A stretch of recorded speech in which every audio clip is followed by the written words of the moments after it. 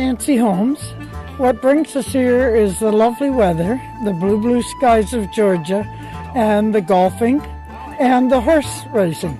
We're interested in standardbred horses, which we've had for a few years. Well, my husband thought we should own a piece of one in about 1962 when we got married.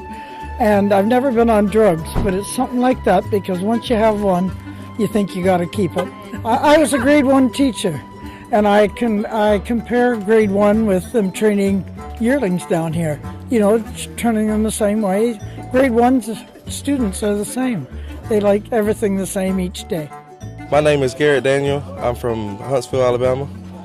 I work with Dan Shetler, racing horses. I've been around horses my whole life, ever since I was a kid. So I get to come down here and maybe drive and train a little, qualify a little. My mom and dad did it when I was very young, and my dad's no longer in the business no more. He's too old. And so I've linked up with a couple people before, but now I'm with Dan, and I really like working for Dan. He's a good man. I would have to say racing, driving actually in the race. It's just something when you get behind the gate and the horse's feet are clicking at the same time, it's a wonderful feeling. My name is Dan Shetler, and we're from Indianapolis, Indiana, and this is my daughter Kristen, who helps me train also from Indianapolis. Well, we come down here every winter to winter train our young horses.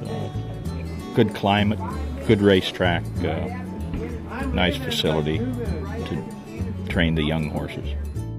Been in it all my life. And of course my daughter was born into it. Born and raised into it. Well, I still drive in races on a regular basis, and my daughter, she has a license. She does some driving. She won. They had an all-ladies race last summer up at Hoosier Park in Indianapolis, and she was fortunate enough to win that race with one of our horses, one of our homebreds that we own, and it was fun. My name's Greg Wright. I'm from Amherstburg, Ontario, Canada. But I've been racing up at the Meadows in Pennsylvania for the last 24 years. And we've been coming here for 3 years in the winter.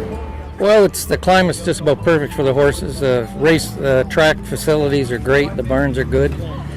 And it's only a 10, 11-hour ship back to the Meadows.